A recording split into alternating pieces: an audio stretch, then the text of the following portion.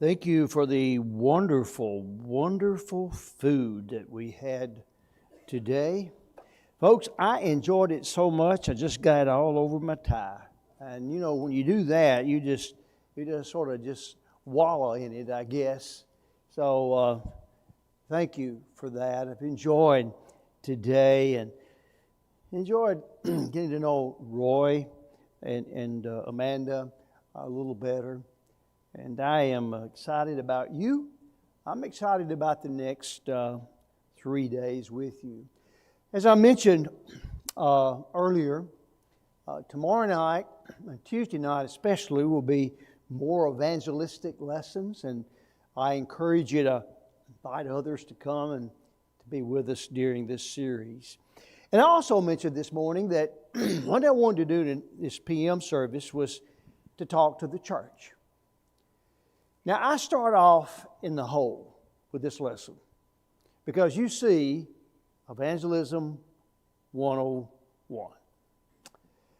And I realize that maybe even some folks, if they said, man, it's sort of like you talk on hell or dying or something, man, why in the world did I come? Why in the world am I here? Because, and it's probably the fault of preachers. Sometimes when we get up and we talk about evangelism, we have a tendency to put brethren on a guilt trip. We have a tendency to we point out you've got to be evangelistic, you've got to invite people, and you need to be teaching people. And people walk out of here and they just feel so down. And that's our problem. That's our fault. That people, when we talk about being evangelistic and evangelism, personal evangelism in our lives, it shouldn't be that way. And we have a lot of different ideas about soul winning and evangelism today that are true in one way but not true in another. For example, we have this idea that evangelism is a verbal proclamation or a verbal teaching of the Word of God. That is, a preacher gets up, he preaches evangelistic lessons. He talks to people and people's hearts are touched and they come to Christ and they're restored. Or a teacher gets in a Bible class and teaches and encourages and people learn the gospel. And from that they want to become a Christian. And certainly that's part of evangelism. But sometimes our concept of evangelism is so narrow that that's all we think of. Sometimes we think of evangelism, we think of evangelism being a gift that certain people have. They study, they understand the Word, and they can present the Word to people. And it's easy to sort of, we feel that it frees us up. Because I don't have the gift of talking to other people, and I don't have this gift of understanding the Word. I don't know the Word like somebody else, and so there are just certain people who have that gift to be able to spread the gospel. And then we have this concept many times that evangelism is a one-on-one kind of thing, okay? Where you sit down across with somebody and you have this religious discussion. And your job is to answer all the questions correctly. And your job is that you win the debate. And if you win the debate, then they're certainly going to become a Christian. And sometimes that happens. But a lot of times, that's the reason many of them don't stay. Because that's all we do, is that we just win the debate and we win the religious discussion. Evangelism is more than that. Evangelism, and what I want to show you today, you take your Bible and turn to John 11. I want you to understand today that evangelism is a part of our life. Okay? It's a part of our life. And here's the beauty. When you leave here today, you're going to understand, and I hope we take the bad taste of evangelism out of your mouth. You're going to understand that every one of you can be evangelistic. That evangelism is far, far more than just getting one-on-one with somebody and winning a religious debate. It's far more than that. And when we do it the right way, as Jesus did it, not only do we bring people to Jesus, but our chances of keeping them to Jesus is awesome. Now, what I want to do is start in John 11, and I just want to show you how Jesus did it, okay? Just want to show you how He did it. And I can't think of a better story to go to than this one here in John chapter 11. Now, here is the setting. In verse 17 of John 11, so when Jesus came, He found that He had already been in the tomb 4 days. That's Lazarus. Now, Bethany was near Jerusalem, about 2 miles. And many of the Jews had joined the women around Martha and Mary, to whom comfort them concerning their brother. Then Martha, as soon as she heard that Jesus was coming, went and met Him. But Mary was sitting in the house. And Martha said to Jesus, Lord, if You had been here, my brother would not have died. But even now I know that whatever You ask of God, God will give it. I think what we see here is Evangelism 101 with Jesus and Mary and Martha and Lazarus. You know, 101 is the basic, right? You're going to go to college, and that's the way I was. I may have named it something different, but when I was in school, you had so-and-so 101. That meant that was the foundation. That's the beginning. Well, that's what we're talking about today. We're talking about the foundation of real evangelism. And there's so many things that we can learn from this story of John 11, of the raising of Lazarus from the dead. But I want us to look at it from one particular perspective, and I want to do it a little different. In fact, if my homiletics teacher was probably sitting in the audience tonight, they would not like what I'm going to do. Because I'm going to start at the end of the story and work my way to the front of the story, okay? I mean, expository preaching, you usually start at the front and you work all the way to the back. But I think it makes it more effective, and we get a clearer picture of how Jesus was so evangelistic by just simply looking at the end of the story and working our way to the beginning. So the first thing I want us to do, I want us to look at the truth that was taught. That's significant. Now, as we've noticed, Lazarus is dead. Lazarus has been dead for 4 days. Every time I think of the story of Lazarus, I think about Brother Marshall Keeble. Some of those of you who are older, you remember Brother Marshall Keeble, a great African-American evangelist, powerful preacher of days gone by. And he had just a simple way and a dynamic way of putting things. And I remember listening to an old album of one of Brother Keeble's sermons that I think my grandmother gave me. And it was about the story of Lazarus. And he was talking about the power of Jesus. And he said, yes, he says, Lazarus, he's preaching. He says, yes, Jesus comes up to Lazarus, and Lazarus was stinking. And he said, if you don't believe he was stinking, he says, you just die. And then I remember him saying, he went up to that grave and he said, Lazarus, come forth. He said he called him by his name. And he said, you know why he called him by his name? If he hadn't called him by his name, the whole graveyard would have got up. Well, that's a powerful way of teaching about the power of Jesus. Lazarus has been dead 4 days. Now, Martha, she's upset. She wanted Jesus to come. She is disappointed in Jesus. Jesus is a no-show. Maybe she wanted Jesus to do the funeral. Maybe she wanted Jesus to be a pallbearer. I don't know. But I mean, as we say up where I come from, she was fit to be tied. I mean, she was so mad at Jesus. Well, Jesus then finally comes. And notice what happens now as Jesus comes. We find this in verse 23 in 25 and 26. Jesus said to her, "Your brother will rise again." Jesus said to her, "I am the resurrection and the life. He who believes in me, though he may die, he shall live. And whoever lives and believes in me shall never die. Do you believe this?" Jesus looks at her and she's all upset because Jesus hadn't come. And Jesus says, "Martha, listen. Sometimes in life you need a little pain, okay, to really appreciate death, the resurrection. Sometimes, Martha, in life it takes death to appreciate the resurrection. Martha, will your brother, you think your brother is going to rise again? Do you, Martha, really believe that?"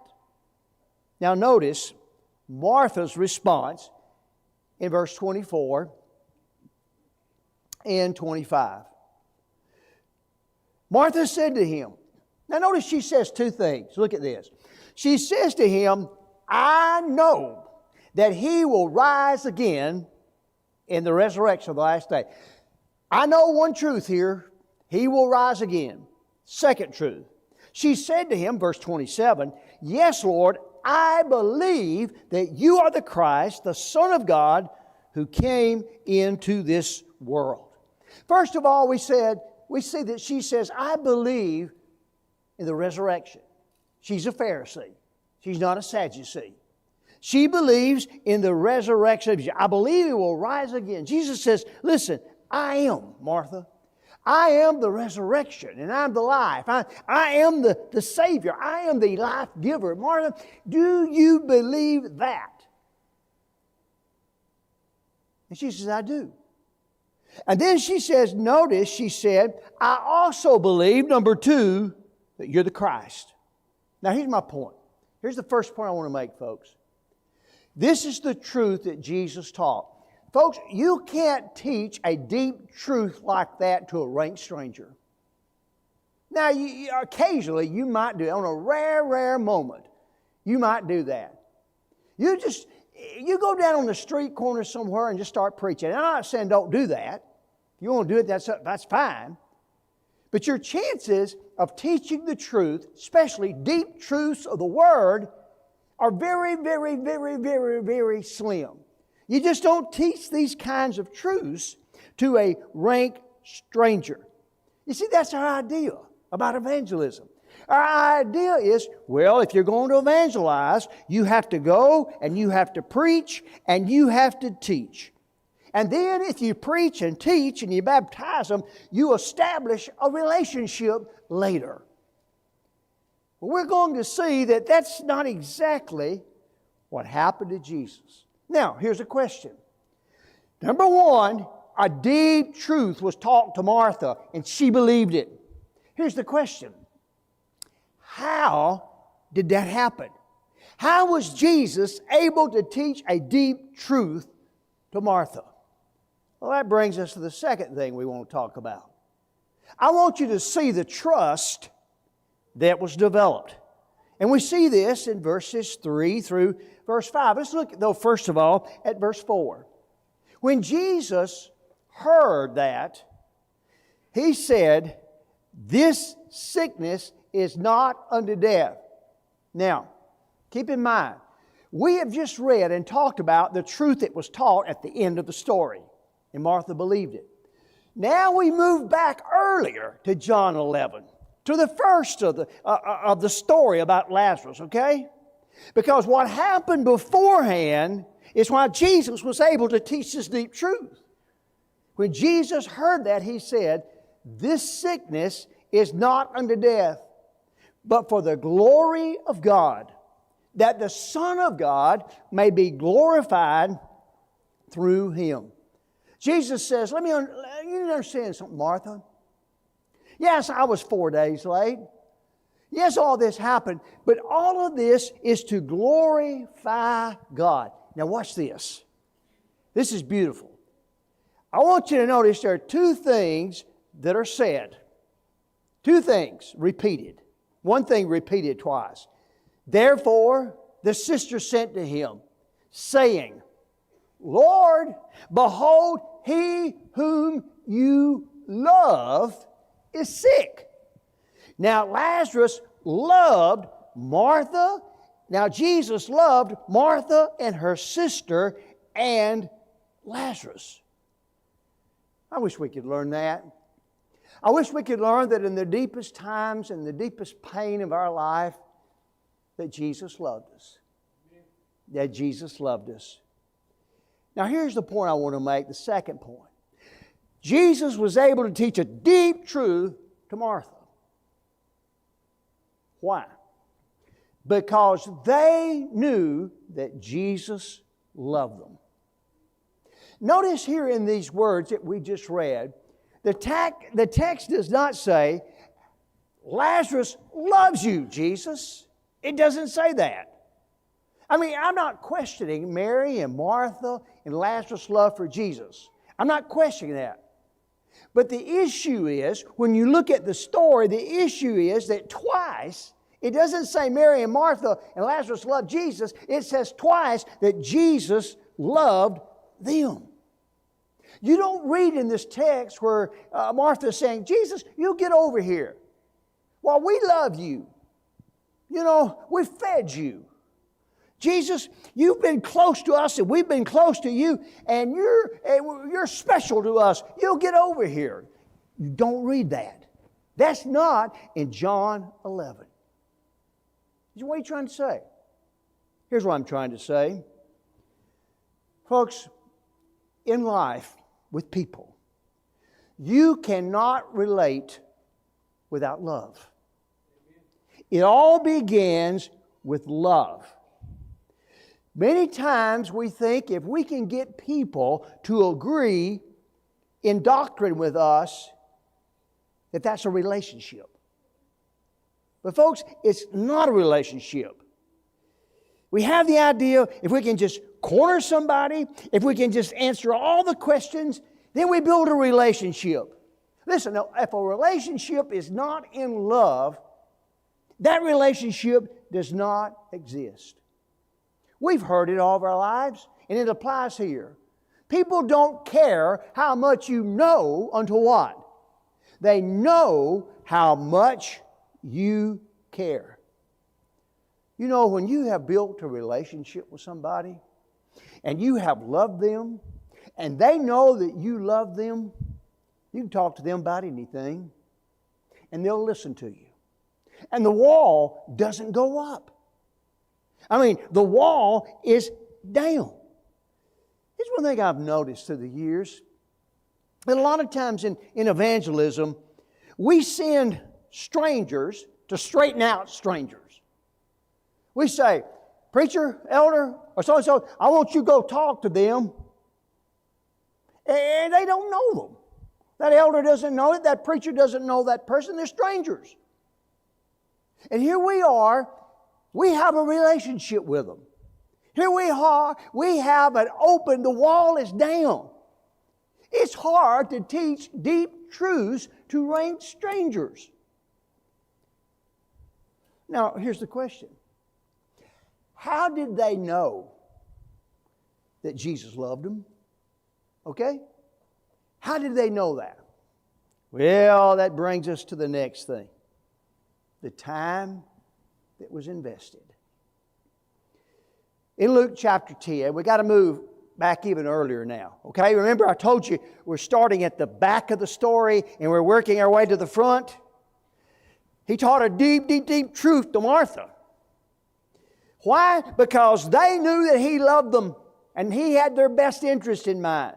How did they know that He loved them? Well, we go back to Luke 10, verse 38, and we find these words.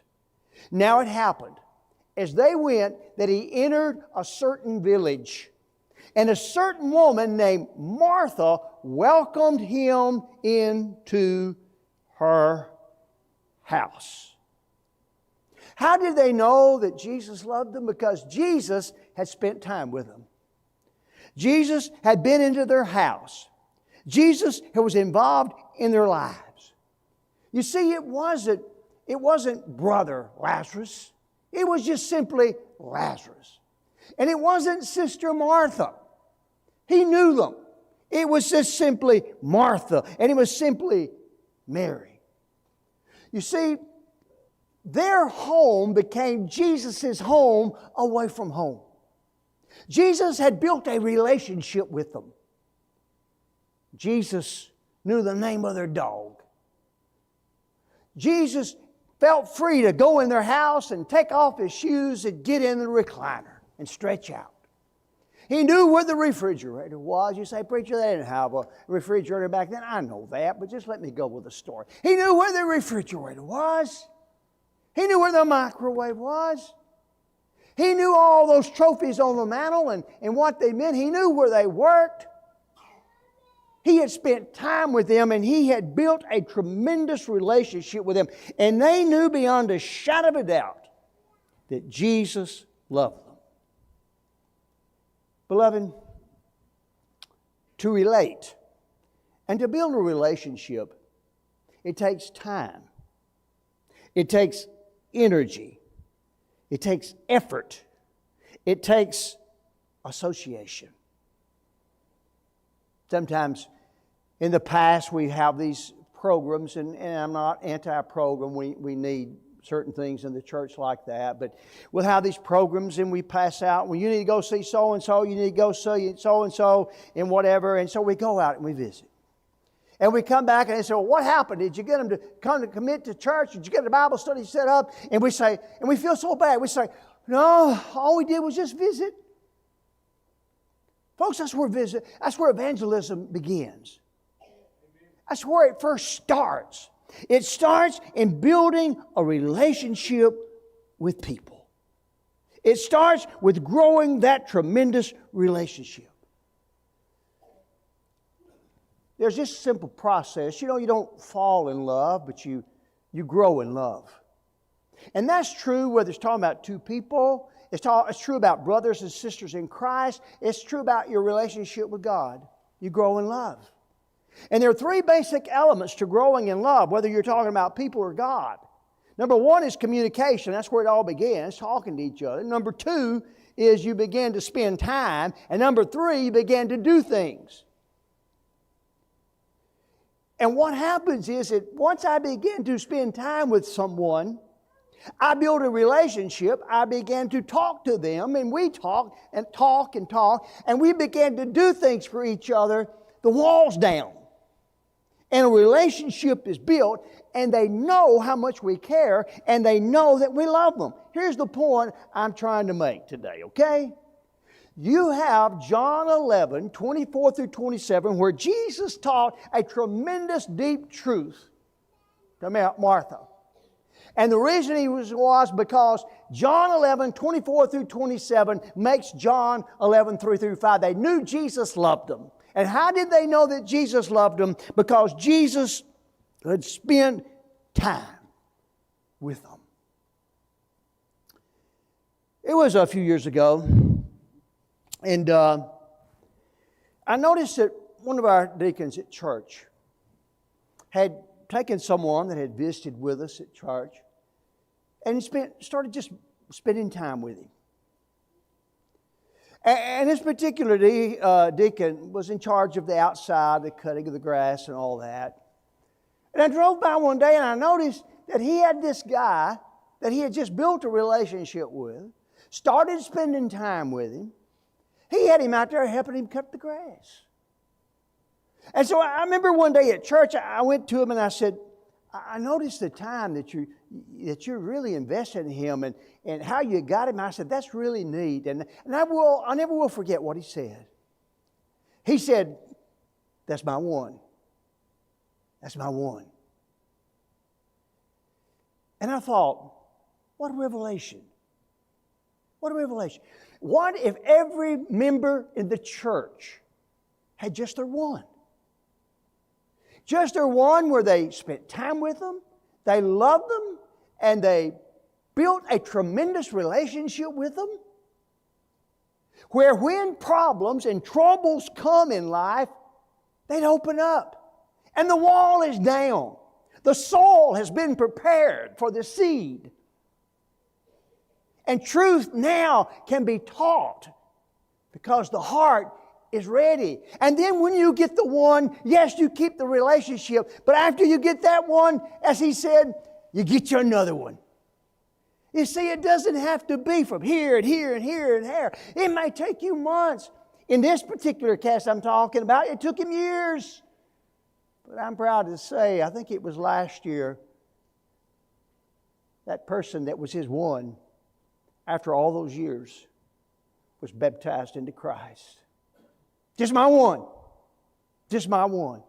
What if every one of us says, that's my one? And begin to love them and to spend time with them and to be with them. Folks, that's what evangelism is. That's why every one of us here can do it. I don't care if you've got a fourth of a gift or a half of a gift. Every one of us can spend time with people. And now there may come a time when they begin to ask you some questions about the Bible that you can't ask. And you'll have to say to a minister or to an elder or someone, can you go with me and let's talk?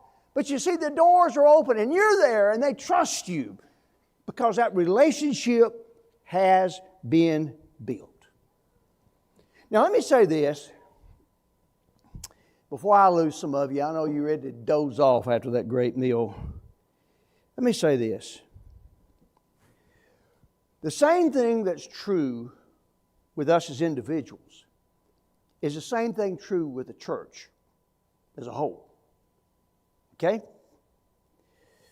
We wonder sometimes, and we get in shepherds' meetings and we say, how can we reach this community? How in the world can we reach this community? How in the world can we grow this church? Folks, listen.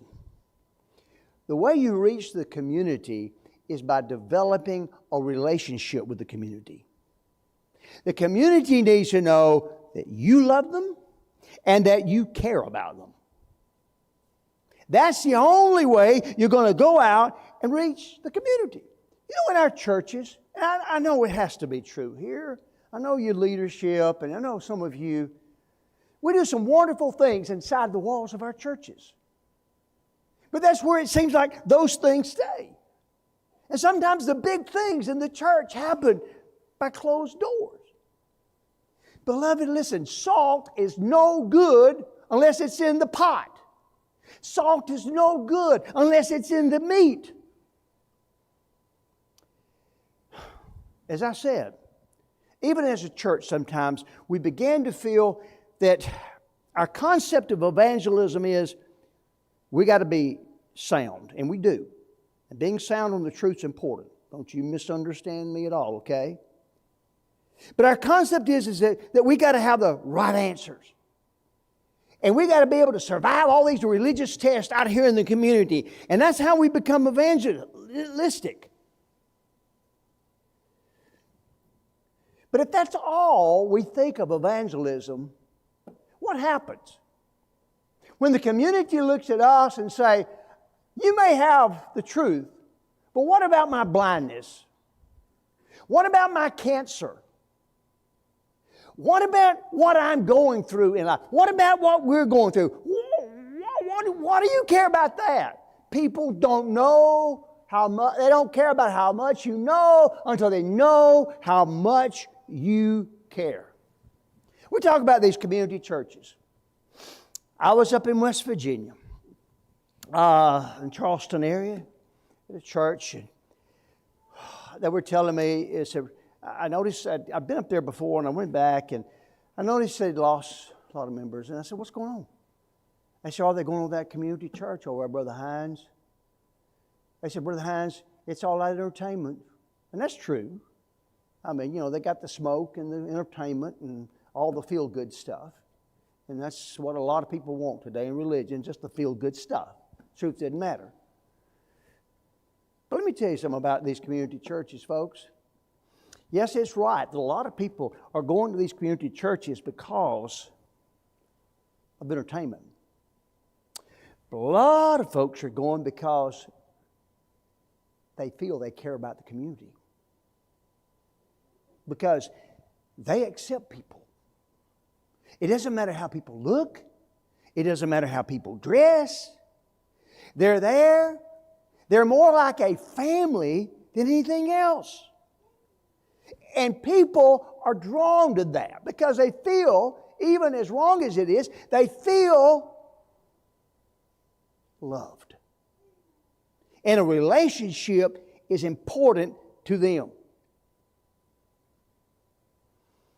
Sometimes we think, Philip, if we just have a nice building and we have a nice facility, we just open the doors and it's just going to suck people in. Well, optics is important. Having the right buildings important, and making your building look, you don't want it to look bad. I get it, okay? But folks, here's the problem. Buildings don't have legs. And buildings do not have arms and hands. And buildings do not have feet. And buildings do not have a voice. That's all we've got. We don't have much. Now, at Heart Soul, we got a long way to go, okay? We got a long way to go. But we are doing the best. We're trying every way we can to let our community know we love them. We're doing it. We're trying to reach out. We've got a lot more things we want to do. Right now we're working on trying to get it where we can go into the housing authorities in our areas on Saturday and cooking hot dogs and hamburgers and passing out some information about the church and the Lord. We're working on that now because we want to reach out to the community and say we care. We open up our building. We want the people in our community in our building. The Cancer Society, the Heart Association, the Highway Patrolmen. They have a meeting there usually every year in our building. We want people to come in. The high school, until they got a new high school, they came in and we wanted them to come in. And they had all kind of awards things in our fellowship area. And we wanted them there. We wanted them in our building. We were able to start just a few years ago a little preschool. And in that little preschool, now it's full. It's got a waiting list on it. And 3/4 of those kids that are coming are not even members of the church. But those families are coming in and we want them to come in. We want them to see us and see who we are. And we're trying to build a relationship. On Christmas Day every year, our church gathers and we feed 800 people. We serve 800 meals and we take it to people who are in dire need. We take it to people who are on Meals on Wheels. We take it to those who are in the housing projects.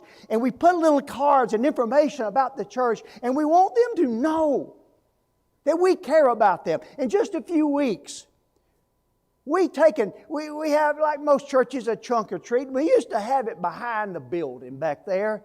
And it was just sort of just for our group. And we said, no, we want it for the community. So we took it and we put it in our front parking lot. And we opened it up on our side and we invited the city to come. We're going to have just a block party here. We don't really have an official name for it, but it's coming up in a few weeks. You can call it a trunk or treat.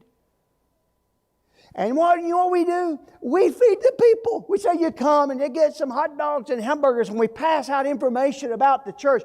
It is an amazing sight. We feed hundreds and hundreds and hundreds, and they stand in line to bring their kids, and the police come because we have Adopt the Cop program and Adopt the Fireman program. And they come and they're just there, and they shake hands with people. It's just like our depot days down in town almost. But it's saying to our community, we care about you, and we love you. Until we as our churches, until we began to reach out into our communities and say, we hear and we love you. And I heard in one of your announcements about something you're doing in the community, and I thought, yes, that's right on. That's exactly what we need to be doing. Now, I'll wrap it up like this.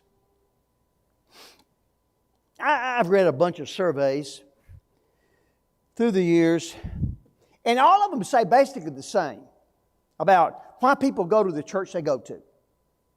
The numbers may be off just a little bit, but it's always basically the same message.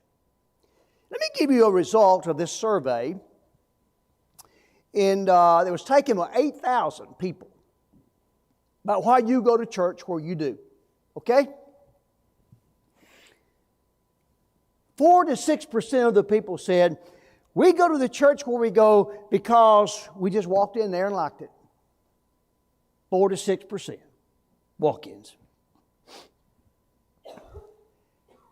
9% said they came to a church and they're going to the church because of a building. The building. So that says maybe the building has a little to do with it, okay? Now this one, Brother Levi and Roy, I don't even want to bring this one up. This is embarrassing. This is embarrassing. I'm just telling you right now. If I can pull it up. It may help me. Bring that in there. There you go. 4 to 6% of the people say, I go to this church because of the preacher. Now, we preachers, we don't like to be 4% or 6% of anything, you know? I mean, you look at that thing. 9% go to a church more on the building than they do the preacher. That hurts. 2 to 4% say they go to the church where they go because they like the programs. Now, here's the big one. 70 to 90% of the people who answered this survey say, I go to the church where I go because they were influenced by friends or relatives. It's relationship Christianity is what it is. It's building relationships and breaking down barriers.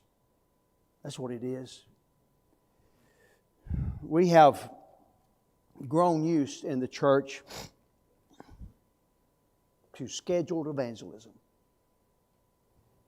We have, and like I said, I'm not against the programs. We need them. We have programs in Hartsville. But we have these programs and we say, okay, we're going to do this on Monday night or whatever night, and we go out and we do it. We make the visit, we make the call or whatever it is, and we say, I'm through for the week or I'm through for the month. And we think we've punched the clock, and that's it. Scheduled evangelism. And it's sort of like, maybe to me, maybe I'm wrong, it's sort of like to me like we have the attitude, man, somebody calls you and wants you to do something or call you about a Bible question or whatever, and you say, man, no, it's Thursday night. It should have been on Monday night. If it's on Monday night, I could talk to you, but it's Thursday night and I can't talk to you. Scheduled evangelism. And also, you know, it seems like we look over people and the only time we would talk to people is if they just come down the front and they say, I need some help. We don't have that soul consciousness, the concern for those who are lost, and the need of burning time and effort to invest in those people and to love them. Evangelism 101. It's when you build relationships with people and you love them. They may take a while, a long time. And because you love them, you can share with them deep truths.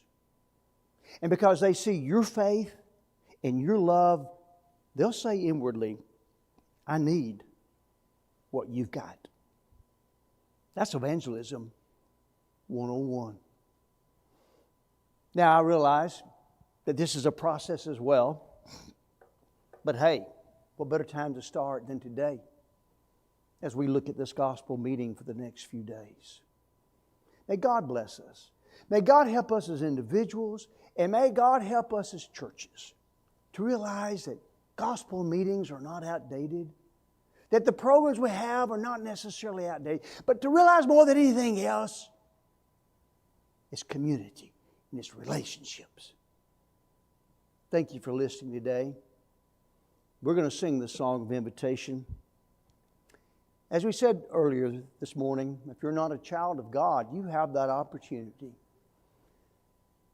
to come and confess, to change your heart and your mind and your life, and to be buried with Him in baptism and have the blood wash away your sins. If you're an erring child of God tonight,